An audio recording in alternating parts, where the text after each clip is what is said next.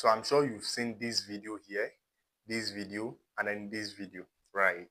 Well, even if you've seen it, stick with me to the end because I want to show you some other videos that would explain why I'm doing this.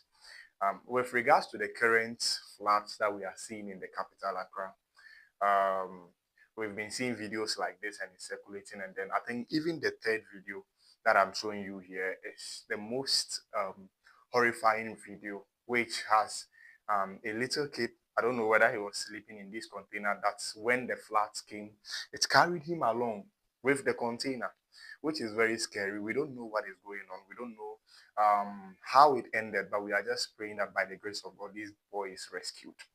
Okay, now let me show you something.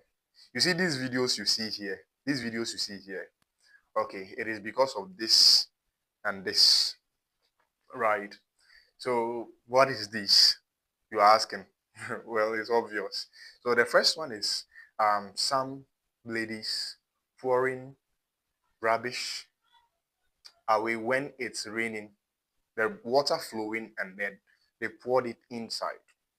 The second one is that NADMO officials were actually breaking a certain drainage system in Accra that was blocked for people to either raise or place their containers there for their daily marketing. Now, let's ask ourselves these questions. When I was going through comments on Facebook, right, yesterday, when this all was happening, and I came across one comment, and then one gentleman said something. He said, they say it's not an engineering issue, but an issue of discipline, right? Okay, now look at this third video here. If it is not an issue of discipline, you see all this rubbish that we pour, that we throw away. And so you think this rubbish that you are watching here cannot cause flooding? Look, let me not be a hypocrite. We are all guilty at some points. We claim we were taught in school and other things. Now, you see, even we that claim that we know, okay, you take sachet water, you drink sachet water, you are walking on the road, and you decide not to throw it anywhere because you think that you are going to litter the place. And then you know what we end up doing? We are all guilty of this. We all walk and then we get to a point where we see a pile of rubbish, okay? And then we throw it there thinking that that's the right place to dump it. No, that's not the right place to dump it.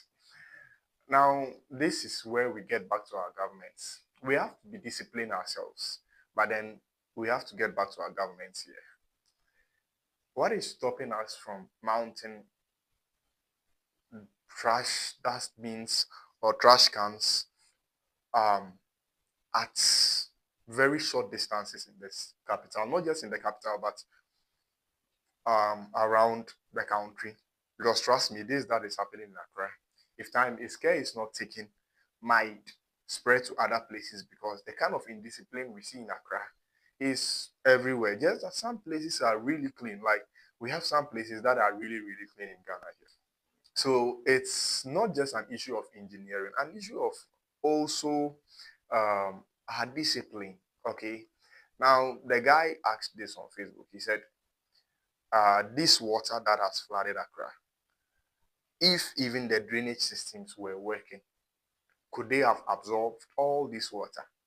Now, my answer is that if the drainage systems were working and could not absorb all the water, but could absorb half of this water, probably it would have cut the intensity of the flood to like 2.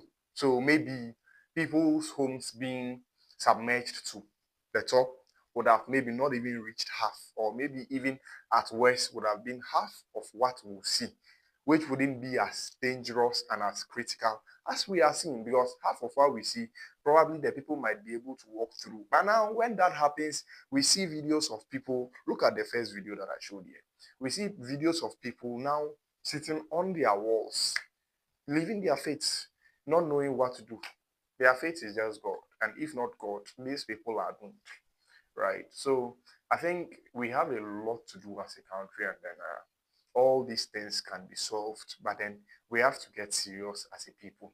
Okay, now I feel like these people that are doing this, okay, throwing rubbish and other things, look, we have to at this point appreciate people like volunteers, like the bus stop boys. Trust me, I don't want to make any speculations, but I think, but for their works, this might have been a bit worse, right? It might have been a bit worse because you see, people like this that selflessly come out there and do things like this, we should all join in. Okay, now we have been seeing some demolition exercises going on and other things.